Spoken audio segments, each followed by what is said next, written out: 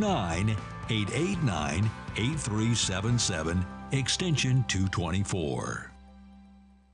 Are you underpaid and overworked? Is a living wage and employee benefits like affordable health care more of a dream than a reality for you and your family? If so, it's time to form a union. Don't be denied the wages and benefits you deserve. Come together in a union with the power of numbers. A union is not a privilege, it's your right, and it will make a difference. Contact Teamsters Local 1932, a powerful and successful labor union in San Bernardino, by visiting Teamsters1932.org/organize to start today. Labor unions built the middle class, and the middle class built America. That's the message from Teamsters Local 1932, a strong and successful labor union based in San Bernardino that represents over 14,000 hardworking people across the Inland Empire. The Teamsters are ready to help you organize for better pay, increased benefits, and improved working conditions. Reach out to Teamsters 1932 at Teamsters1932.org/organize to speak with an organizer today. And welcome, brothers, sisters, working class heroes. This is the Rick Smith Show. Thanks so much for being here today on the big program. Lots to get to, lots to talk about. All the buzz over the Trump guy doing the CNN thing. In fact, CNN had more viewers, and understand why. Everyone's like, why is CNN doing this? Here's why. They had 3.1 million viewers. That's, I gotta tell you, I think it's more viewers than they get in an entire week. So for that 1 hour, they matched pretty close to their weekly totals. That's why. It's all about getting eyeballs, and this is the problem with our politics. Our news media, remember, CNN is supposed to be, walk in the middle of the line. It's all about the eyeballs. It's all about the clicks. It's all about the views. It's all about the ad dollars. And this is why we can't have nice things. Now, interestingly enough, you had 3.1 million viewers. Fox had 1.4, MSNBC 1.3. So literally blew both of them out of the waters. And you knew it would, because Trump's a draw. You want to see what's... This is shock jock politics. We're never going to get anything done. Understand that. It's all about how outrageous can he be, and he was. But here's the thing. I'm going to argue that Trump is losing his luster. The fact that he got 3.1 million viewers, I'm like, that's, I guess, a lot, but not. These aren't 2015, 2016 numbers. And they aren't even Marjorie Three Names numbers. Because I think she had like almost double that when she did that 60 Minutes interview not too long ago. That really was horrible. But what I find interesting, again, and we knew this was what was going to happen. The hats, the red hats and the blue hats, all happy. Trump knocked it out of the park. He was a decisive leader. He destroyed, he crushed. You got that cheerleading camp over there waving the red hats. Yeah. And on the other side, he was horrible. He did the worst things ever. In fact, the White House evidently, thrilled. From what was the headline? Giddy, positively giddy over Trump's performance. Because look, it really was a gold mine for political ads of the future. I mean, there's going to be tons of stuff. The fact that he didn't say Putin was a war criminal when 80% of the public believe, at least in the last Quinnipiac poll, 80% of Americans think Putin's a war criminal. Trump, no, he's a good guy. He's my buddy. We're buddies.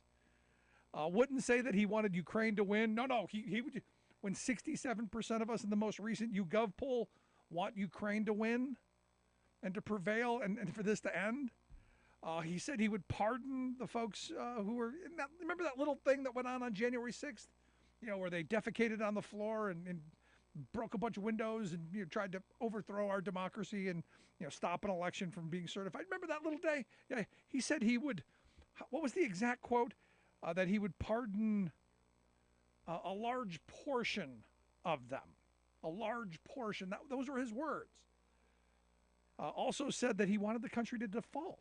Now, again, I was waiting for him to go consistent and say, no, this is as a businessman, this is a dumb thing. As a businessman, this is going to harm the country. As a business person, this is bad. No. He's like, right now, Democrats are bad. They're ruining everything, and we need to make it worse. Even though, according to the most recent polling out by the Washington Post, ABC, 58% go, bad idea. It's irresponsible. And the big one for me is he took credit for Roe. He took credit for the Supreme Court overturning Roe, which really throws his three justices under the bus. Because we were saying during all the confirmation processes, these people were handpicked to do this.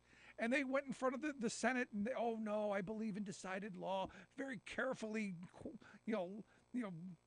dreamed out kind of statements. No, we believe in stare decisis. We would never. No, we believe it's the law of the land.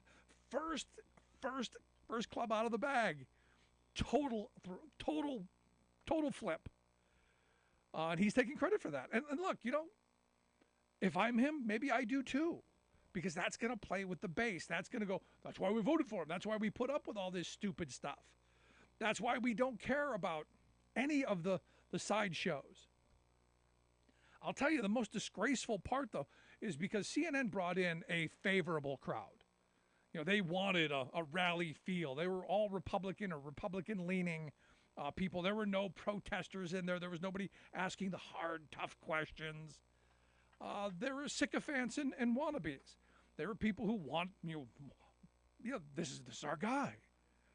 And because they wanted to promote that we're bringing you in, come to us. If you're not going to go over to Fox, come to us. And what I found interesting is, while they're talking about, the case with this E. Jean Carroll and the defamation case and how he's describing things, people are applauding sexual abuse. I mean, have we gotten to be that disgraceful of a society? And the answer is, yeah, I think so. Especially when you get to the fringes, when you get to the extremes. And this is where I keep saying we need to take off the red hats and the blue hats. We need to come up with, a middle hat. Now, I thought Biden had the best response to the CNN town hall. He said, quote, "It's simple, folks. Do you want 4 more years of that?" And I think that's really the question that a lot of people today were trying to figure out. Do you want 4 more years of chaos where nothing really gets done? I mean, we're going to do a lot of things that are going to be beneficial to the wealthy and to big business. That's going to happen. And that will make the moneyed interests very happy. And the argument goes, if businesses are happy, if corporate America is happy, if our wealthy are happy, Wall Street's going to be happy, and then we're all going to be happy. It's going to trickle down. Happiness quotient trickle down. The wealth won't. Don't be silly. There'll be no money. But we'll all be happier, which I completely disagree with. But what I came away with is this feeling that we can't do really anything anymore. We can't solve big problems. We can't even talk to each other in a way that there are commonalities. And as I said yesterday, I think for the working class, for people who work for a living, punch a clock, collect a paycheck, and that paycheck doesn't make it to the end of the week, where we have to unite is in the workplace and begin to transform this economy by making demands in the workplace. The politics I think we're too far off the rails. I think we've been trained like the Pavlovian dogs. Anytime we hear about the other side, we foam, ears closed, mouth just, And I look at what's going on right now. Evidently today at midnight, this Title 42 is going to expire. And, as you know, that was the border policy that came out of the pandemic. This was Trump's thing. The Biden administration has wanted to continue it. Not happening. So this could cause real chaos. I mean, there are people who right now are concerned this is going to cause real chaos across the political spectrum. Now, on one hand, you've got Republicans who are giddy because you can now beat Biden up with it. See what Biden did? Biden did all this. It's all Biden's fault. Biden opened the border. Biden did all this. Biden. And that's all you're going to get a steady diet of. It's all Biden's fault. He drove him to the border. You're going to hear nonsense like that. And then on the other side, you're going to get the we need to swing the doors open, the extremes. And the reality is we're not really in a place. We're not really in a place to come to some kind of an agreement. Why is immigration, up? Why is this migration happening? Why are we seeing these masses of people coming to the border? And it's simple. Hungry? It's simple. Desperate? It's simple. It's harder living where they were than to make a 1,000-mile trek, through the sand with no shoes on to maybe have something of a life here than it is to stay where you are. And look, again, we cannot and we will not have a solution on this. I guarantee you. I know the House Republicans passed their bill.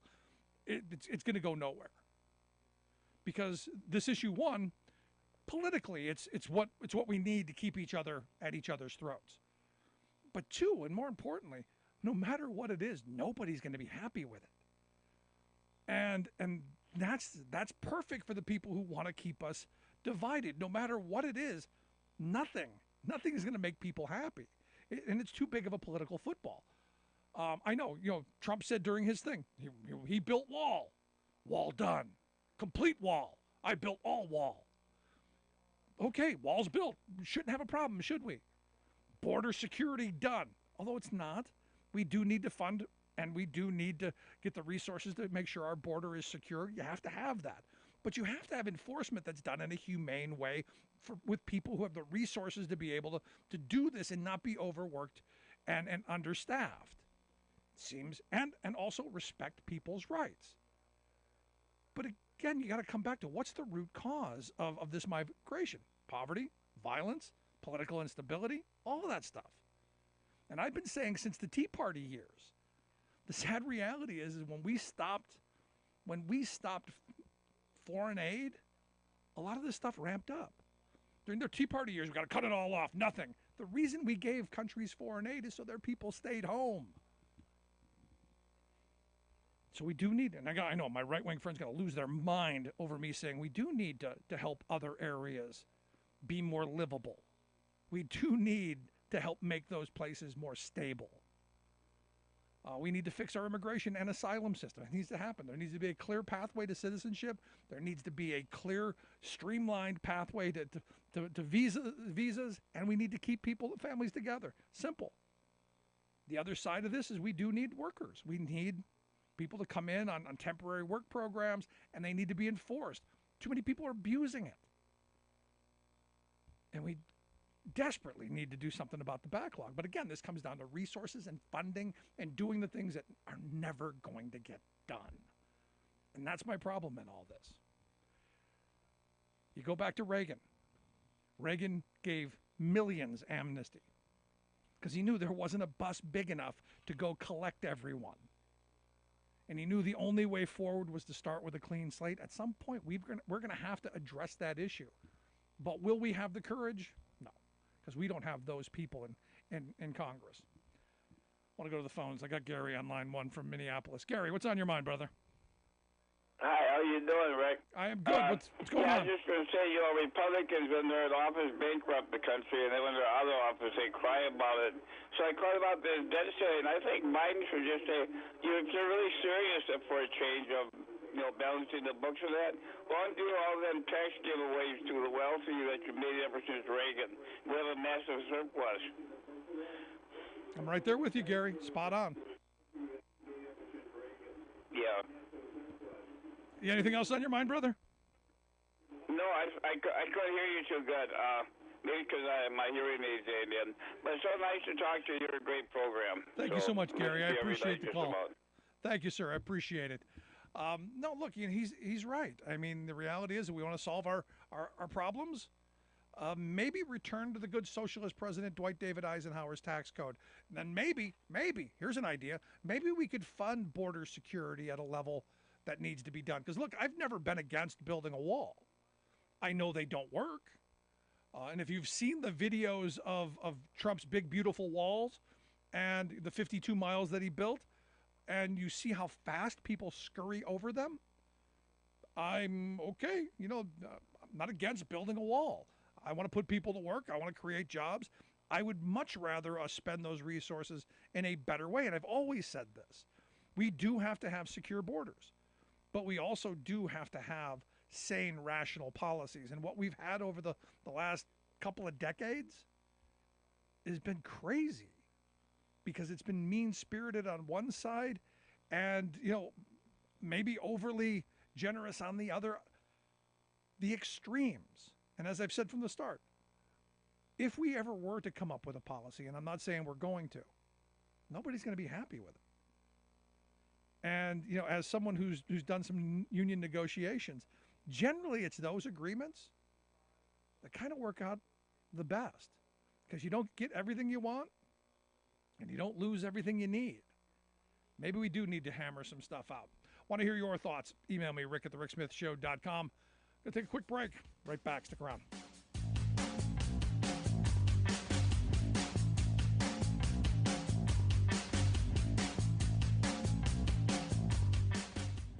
We are AFGE, the American Federation of Government Employees. We represent 700,000 federal and D.C. government workers who are the vital threads of the fabric of American life. We support our nation's military. We take care of our nation's veterans. We protect our nation's borders. We respond to our nation's crises and natural disasters. We provide services to our nation's seniors. The American Federation of Government Employees. We work for America. The phone lines are open. Give Rick a call at 1-866-416-RICK. That's 1-866-416-7425. We are AFGE, the American Federation of Government Employees. We represent 700,000 federal and D.C. government workers who are the vital threads of the fabric of American life. We support our nation's military. We take care of our nation's veterans. We protect our nation's borders. We respond to our nation's crises and natural disasters. We provide services to our nation's seniors. The American Federation of Government Employees. We work for America. Welcome back to the Rick Smith Show. Now, here is Rick Smith. So I got an email from Lily listening in Santa Fe, New Mexico on KTRC. Talking about, I had said the other day that I think there has to be a moratorium on the AI. We've got to do something before this AI gets out of hand. Before robotics gets out of hand, before we ended up having no jobs left for people to actually do. I mean, there've got to be some ways in doing this. Now, I do find it interesting that as Lily points out, in a medical setting, the Journal of American Medicine said that the chatbots that answered some simple questions were much more preferred than. There's like 79% of people preferred the chatbot over a physician's written answer.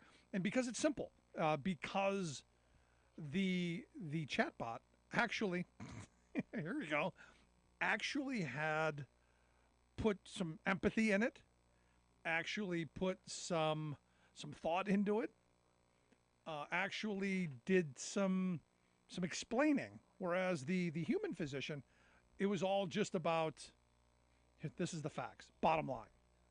And it's, one of those things that, I've always said I prefer female doctors because they'll listen. And I think this is kind of playing that out. We're going to have to deal with it. But it's going to be interesting to see where this goes. Let's go to the phones. We got Todd from Chicago on line 2. How are we doing, Todd? I'm doing all right, Rick. How you doing? Good. What's on your mind? I was pondering this whole immigration thing. I don't have a problem with the immigrants. I get along with anybody most of the time. I mean, this whole thing about what Trump did about South America and and that it's why are they hating on these people? we just took in, like what, 2,000 Ukrainians, last year, and then more Pakistani people because of the earthquake, a few. Last year also. It's like, what's the problem? Is it a problem with Mexicans, or is it a problem with Ukrainians, or I don't understand what the issue is. My parents are Irish immigrants, so. Well, the argument that I get most often, Todd, the argument that I get most often from people is that they're going to come here and they're going to flood the job market, going to lower wages, going to take our jobs, and going to change our culture. Yeah. There's that fear that, and look, Fox News does a great job of promoting that replacement theory. We're going to bring all these people in and going to replace our white nationalism. I've said from the beginning, in the past, we had spent a lot of money in places around the world to make places livable. When we stopped doing that, people started coming here. Yeah, exactly.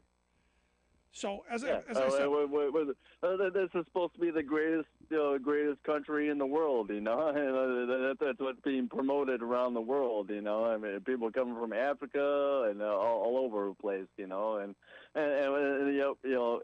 yet we're at a place where Republicans or the government, want to treat these people like crap. You can come over, but good luck. After that, it's just as much the same as pregnant women having babies that they didn't want. We won't support your abortion, but after you have your baby, then good luck after that. We're coming from people that don't have the money to support anything in that respect. Yeah, here's the thing, Todd, and there's the bottom line. If I weren't living in this country, if I were in El Salvador or Nicaragua or Central America, if I were living in Mexico and my kids were hungry and there was no work and there was poverty and desperation, there's no question on my mind I would be making my way here right now. And that's the reality of the situation. Until you can change that, because look, nobody wants to walk 1,000 miles with no shoes on in the sand.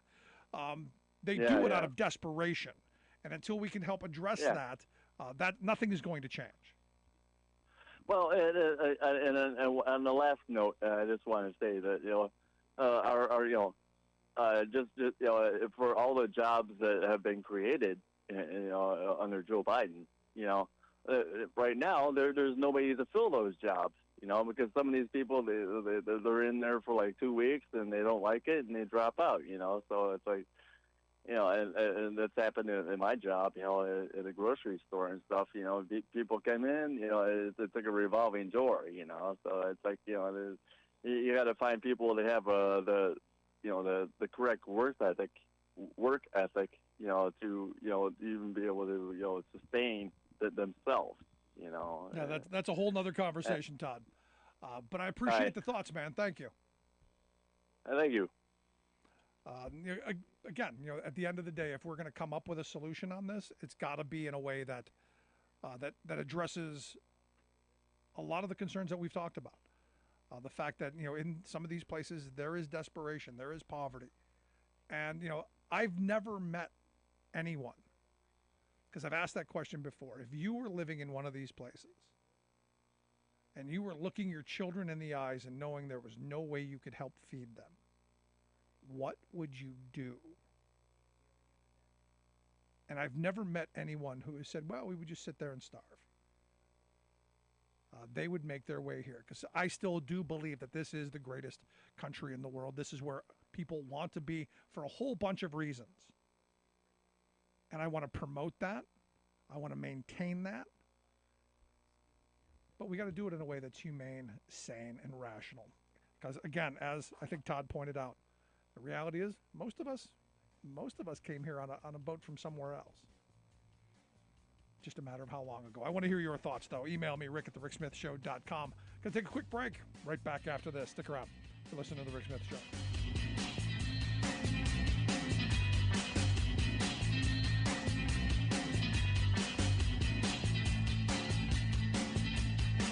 Rick Smith, and this is Labor History in 2.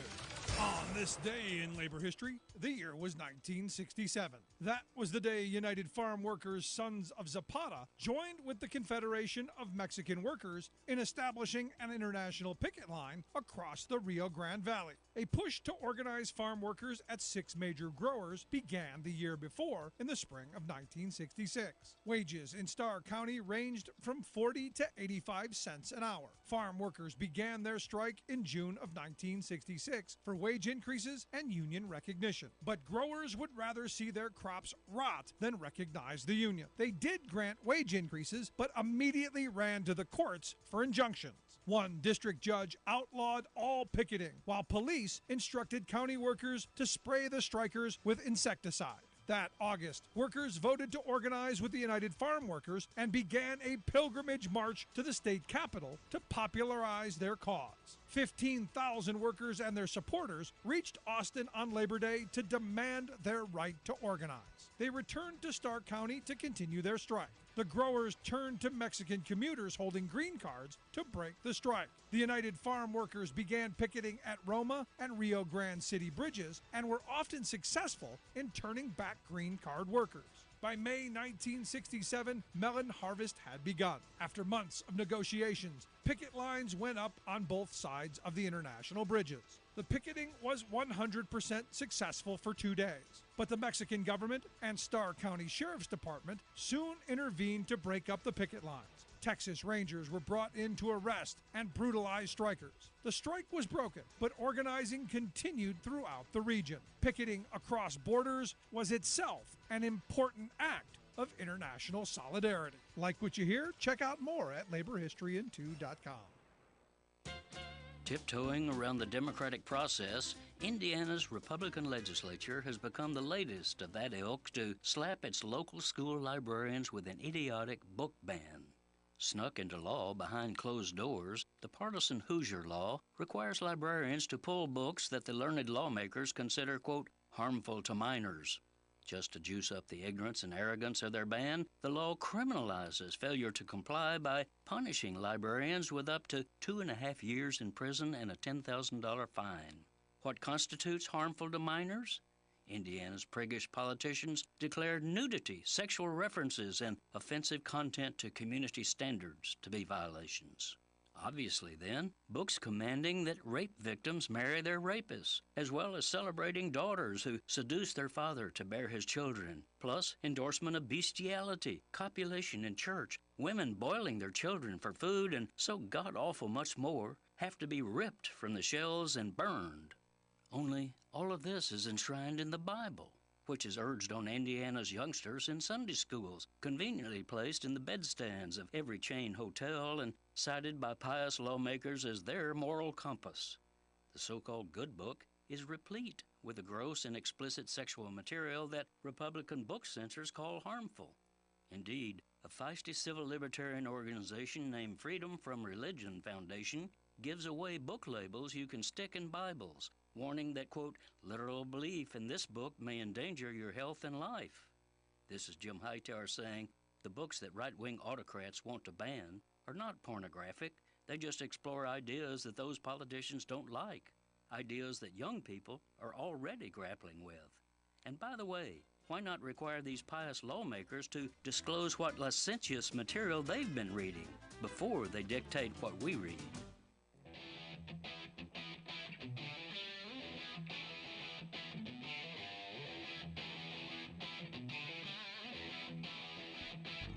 Welcome back to the Rick Smith Show. Now, here is Rick Smith. So, not surprising, Trump is appealing the $5 million judgment that was awarded by the Manhattan federal jury in the E. Jean Carroll case. And she, equally not surprising, is considering suing Trump again after the town hall statements. So, yeah, this is what Trump thrives on. This kind of chaos. And I got to tell you, I think Biden's right. Do you really want do you want 4 years of that?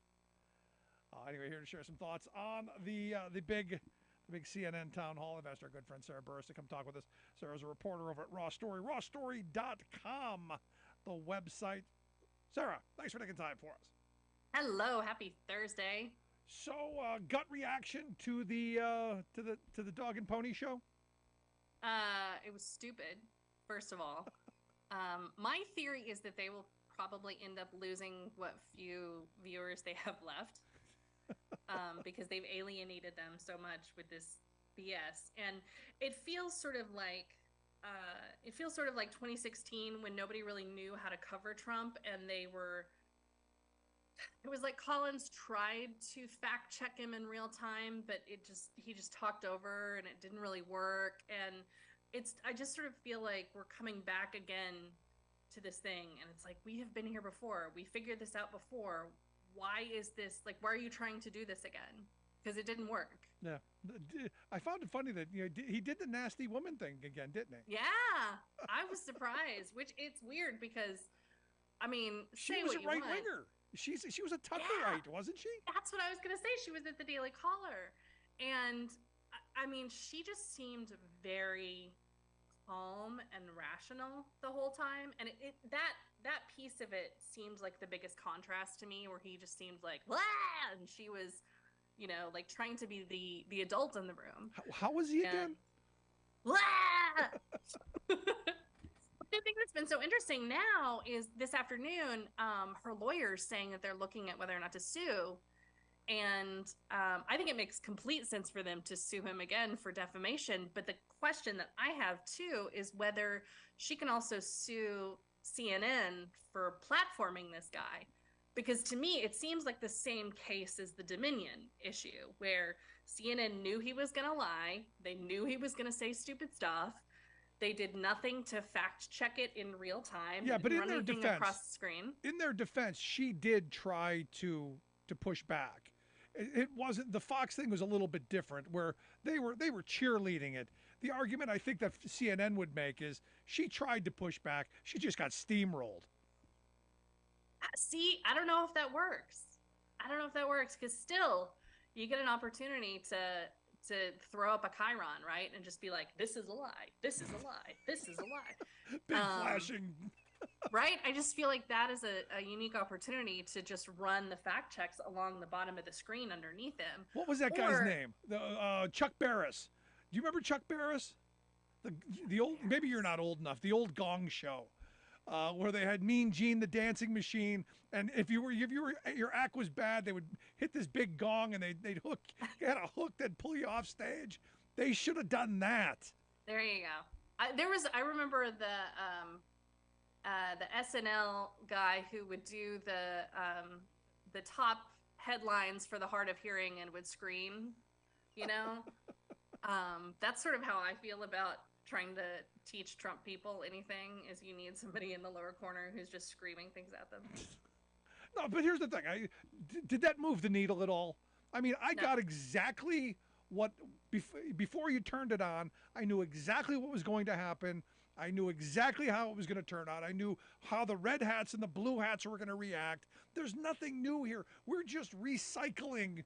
This is like a rerun, a bad rerun. Yeah. This is like a bad sequel. Rerun. And I do think that the one difference is that it gave Joe Biden an opportunity to, like you said, come back and be like, really, you guys, we want to do this again? And I think that was his big message in 20, right? Is he was just like, can you handle another 4 years of this? You want this? And I mean, I wonder how many people are, that are not in the political, the politierati, the politically involved and the activist culture. I wonder how many of those people remember what that was like and how exhausting it was to just be like, are we at war? Is somebody going to kill us? It was one day to the next. So hopefully that has reawakened some people, but they weren't watching last night. No. Those people are the ones who just caught the news of it this morning, and the news was really bad for Trump. Oh, it's really bad. And because a lot of the things that the positions he took aren't popular with the local poll, the recent polling. I take the Putin's not a war criminal. I mean, 80% of the people in the Quinnipiac poll think he's a war criminal. Trump's like, no, he's my buddy. We're pals. And the other problem is that you have a lot of Republicans in the Senate, like big Republicans. Even Lindsey Graham, his caddy, his golf caddy, who was just like, yeah, no, that's not true. And there's only so much that Lindsey Graham can BS, right, about something Donald Trump says, where he's just like, well, what I think he meant was, and you're just like, I don't think you can squirm out of this. Yeah. Not even Foghorn Leghorn can bail him out of this one. Yeah. No. But the one thing that caught my attention out of all of it, and that I was really surprised by, if you could say anything, is that he took credit for overturning Roe. That to me actually threw his justices under the bus, because we all knew, and look, we had talked about this during the confirmation processes of all of the Trump appointees, that we all knew that the first chance they got, they were going to overturn it. We all knew that they were BSing. We all knew that Susan Collins was full of it. We all knew. He just confirmed what we all knew. He did, and I think that is the piece of it where Republicans have kind of tried to walk away a little bit and hide from it, because now we're seeing all of remember all of the times where we were talking about the worst case scenarios and all the bad things that would happen, and everybody's like, you're being hysterical. And it turns out that those are all true. Yeah. All of those terrible things are happening. And so now Republicans are like trying to hide under the covers to pretend like, oh, I didn't mean for that to happen. I didn't want women having miscarriages to die. And it's like, well, we told you this would happen. And Trump basically came out on stage and said, hey, it was me. I did all of this. And I think the reason he did that is because he's losing evangelicals like crazy. Yep. They've got another option for somebody who is just as much of a lunatic, but hasn't had 7 wives and screwed half of New York in a dressing room and against their will. So I think that they are trying to flee from that, and he's got to figure out some way to get them back, because otherwise all he's got is the militias and the disaffected. Yeah, the white supremacists. And that's going to be enough to get him through the primary, though. And this is what I think Democrats are hoping for, that he gets enough of the crazy wing of the Republican Party to make him the nominee, and that it'll be an easier time for Biden. And even, look, I found it interesting today that even on the right-wing Twitters, they were saying Democrats want Trump because they think that Biden can beat him. The polling show Biden ahead of Trump, but I think that even the right understands that to be the reality. Yeah, and I think that is going to end up being, if DeSantis gets into this thing, that's going to be a winning message for them, but for him. But he also is in this very awkward position where he can't alienate the Trump voters either. So he's got to play this funny balance of, he's the guy who's going to lose, I'm the guy who can win, but, he's not the bad guy. And I don't know how you do both of those things at the same time. No, I found it interesting. And look, that he went to CNN. One of the arguments that I've gotten a bunch of people emailing me, Joe Biden would never go on Fox News and take that kind of thing up. And I'm going, probably not. Because why would you subject yourself to this? Trump thrives in chaos. He wants this because, hey, he's going to get attention. And look, we've spent the last, 10 minutes talking about nothing but Trump. This plays to him, doesn't it? Well, the thing is that I think Joe Biden would go to Fox News if the rules were exactly the same. What happened with Donald Trump is basically he was doing what CNN called a town hall, but the reality is Trump bought in all of his own people to be the town hall audience. So the people who were asking him questions were his own people. They were all MAGA people. If you got a question for her, if Joe Biden did that, and brought his own people into Fox News, they'd lose their mind. Everybody'd be like, oh, he's a coward. He won't answer real questions. But that's exactly what happened to Trump. And to me, again, like, that is not a town hall. That is, a glorified, expensive, free advertisement for Donald Trump. Yeah, no, it absolutely was. And look, that's why he went. And for me, a town hall is, some kind of, bipartisan. This was a set up, staged audience from the very beginning. But the other thing that got my attention, and you're listening to the Rick Smith Show here with Sarah Burris. Sarah's a reporter at Raw Story, rawstory.com, the website, if you want to check out the work that she does. The other thing that was a little surprising, because Trump had always said, the debt ceiling thing was stupid. Why wouldn't you raise it? It's bad for business. And I thought, the one consistent thing that I thought maybe he was going to bring was this business person's perspective. That no, this is bad. We can't default. It's going to be bad for Wall Street. It's going to be bad. And we shouldn't do it. But he didn't. He went full on. I don't give a rat's behind about the country or anything else. The heck with Biden. He called for a default. He wants to shoot the hostages. But that makes sense because he's not going to lose anything from it. The two parties are not Trump and Biden. The two parties are Kevin McCarthy and the Republicans and Joe Biden.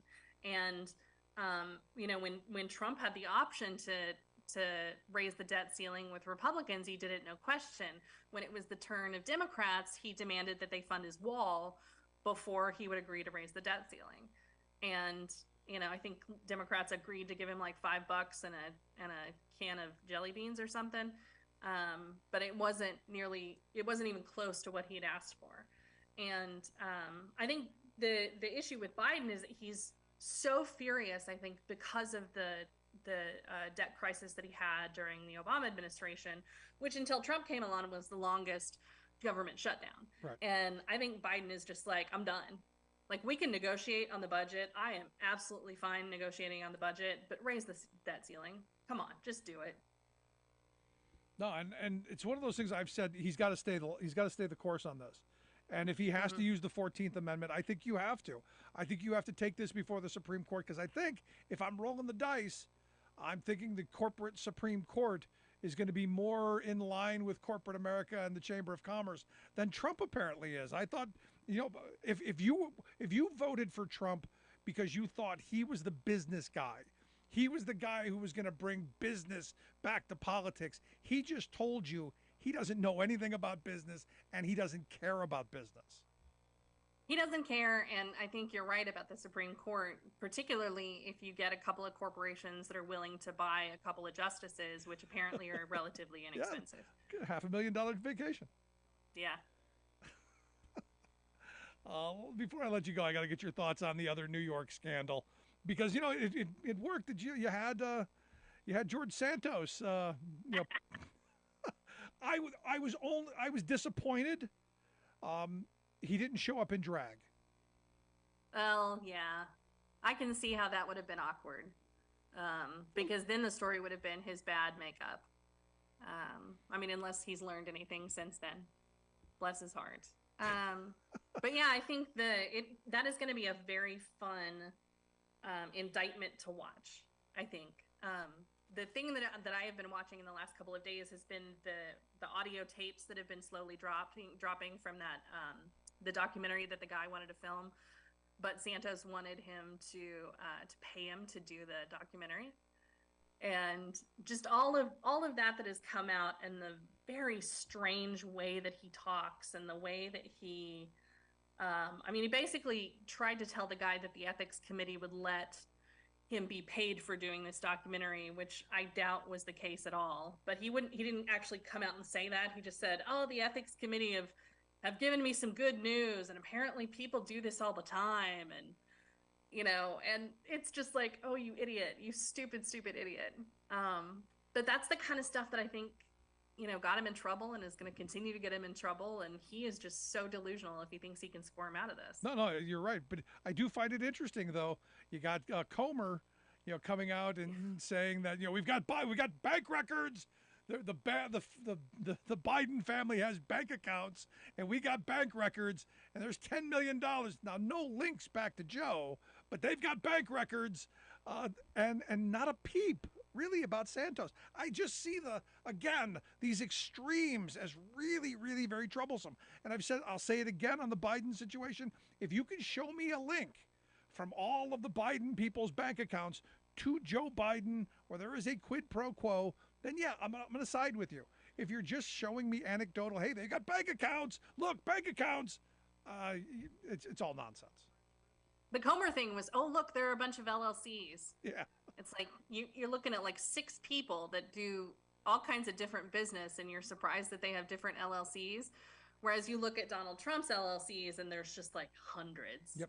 it's like fly paper that's been on the wall for 7 years, right? And it's the thing that I feel like I'm watching with Comer is that everything that they reveal about the Bidens has an actual link to Donald Trump and to his White House. Like all of the things that they're blaming Biden for, saying that was bad that Biden did, it's like, that exact same thing happened with Jared Kushner, right? Only 10 times worse. Yeah. The difference between 10 million and 2 billion. There's a little, I know there's zeros involved and that can be complicated, but it's so much bigger considering that Kushner actually worked in the White House. Yeah. In the White House. Let the fun begin. But Sarah, as always, great stuff. Appreciate the time. My pleasure. Have an awesome weekend, everybody. You as well. Our good friend Sarah Burris. Make sure you check out the website, rawstory.com, and check out the work that she does there. Gonna take a quick break. Right back. Stick around.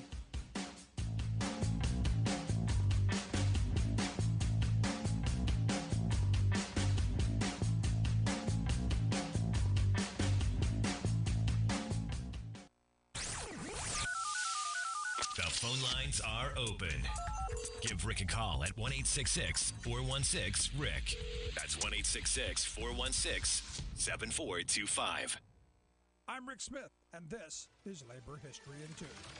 On this day in labor history, the year was 1894. That was the first day of the Pullman strike. The strike started in the company town of Pullman, on the south side of Chicago, where workers made luxury sleeping cars for passenger trains. As a depression swept the nation, workers had seen their wages slashed, but rents owned to the company owner George Pullman stayed the same. The strike won support from the American Railway Union and its leader, Eugene V. Debs. The American Railway Union called for a boycott of all Pullman cars, and more than 250,000 railway workers participated in the work action against Pullman. The strike was crushed by legal injunctions and with federal troops. In a case that went all the way to the Supreme Court, Eugene V. Debs was imprisoned for his support of the boycott. One prominent supporter of the strike was Chicago area Reverend William H. Cardawine. The Reverend supported the strikers from his pulpit. After the strike, his book, The Pullman Strike, helped spread the word of Pullman. In it, he warned, "We as a nation are dividing ourselves, like ancient Rome, into two classes, the rich and the poor, the oppressor and the oppressed. On the side of the oppressor, there is power and protection, class legislation, and military support.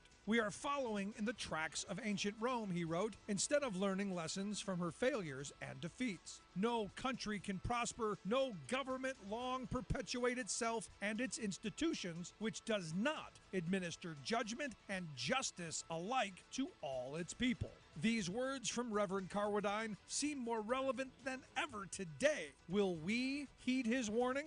Labor History in 2 brought to you by the Illinois Labor History Society and The Rick Smith Show. For more information, go to laborhistoryin2.com, like us on Facebook, and follow us on the Twitters at Labor History in 2. You're listening to The Rick Smith Show, where working people come to talk. Gotta love Texas. Gotta love Texas, because the Texas legislature just evidently passed a bill that would allow schools to employ chaplains. So we're going to have pastors right into school. Going to have counselors, yes, but we need religious folk in the school too. Because again, there are these people who believe the only way we're going to stop gun violence is to put God back in the school.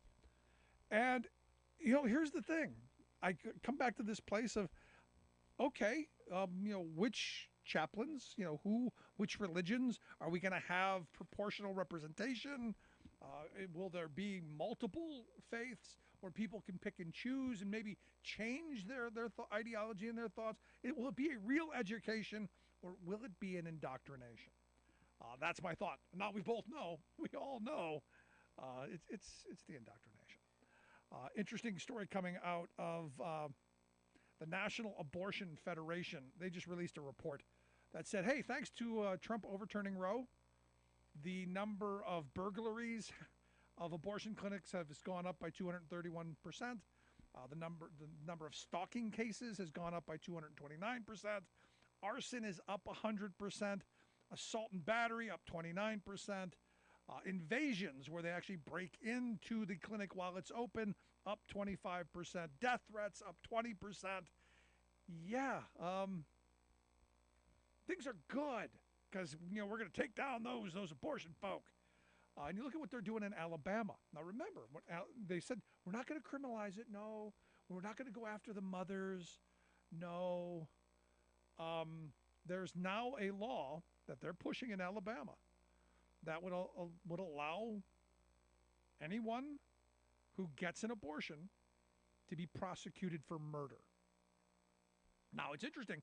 They do have a couple of defenses, like you can have the duress defense because, something bad happened to you. They've expanded the definition of a person to be the moment of fertilization, and I'm not sure how you're going to figure that out, but and does that matter with the census? Do we get that? It would prohibit the prosecutions if a pregnancy is accidentally terminated. I'm not sure what that means. And that's, again, open to interpretation by overzealous prosecutors. Very, very strange. It would repeal the provision in current law that prohibits homicide or assault prosecutions. So if you get into a fight and something happens, now you're going to be tried for murder if the fetus dies. They're going full tilt boogie.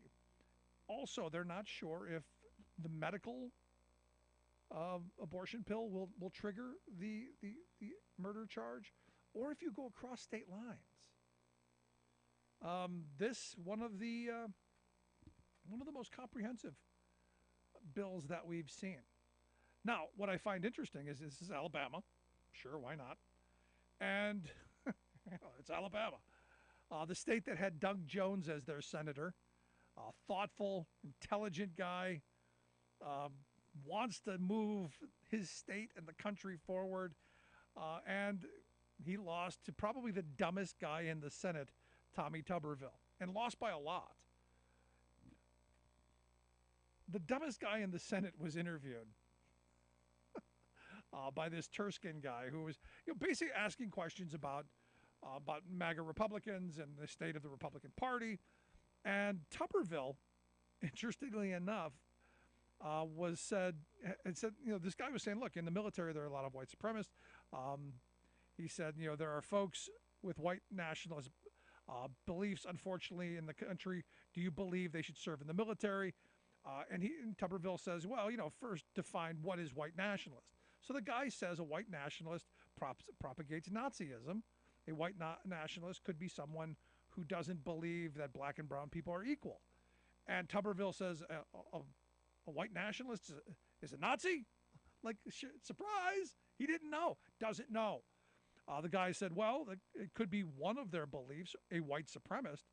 He says, I don't look at it like that. He was then asked, how do you look at it? He said, I look at a white nationalist as a Trump Republican. That's what we're called all the time. A MAGA person, that's what we're called all the time. And I'm going, he said it out loud. He said what we all know. And you go, no, they're not all white nationalists. They're not Trump Republicans. Well, starting today throughout the weekend, there is a big shindig at Doral, one of Donald Trump's clubs down in one of his resorts down in Florida, that, guess what? Going to have a number of conservatives who do espouse white supremacist views, who have praised Hitler, who have done, well, things that you would put in the realm of Nazi sympathizer, of white supremacist. And Tommy, the dumbest guy in the Senate, Tuberville, he got one right. He got one right. Eric Trump's going to be there. Laura Trump's going to be there. And Devin Nunes, who I'm still shocked, is still the president, the CEO of Truth Social. That hasn't tanked yet. So good times. I want to hear your thoughts. Email me, rick@thericksmithshow.com. Something I said got under your skin. I want to hear it. Going to take a quick break. When we come back, more on the debt ceiling with our good friend Morris Pearl from the Patriotic Millionaires. Back after this.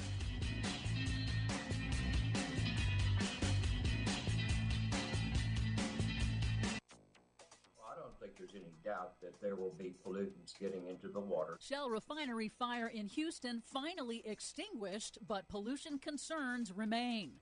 Biden administration proposes money-saving efficiency standards for dishwashers.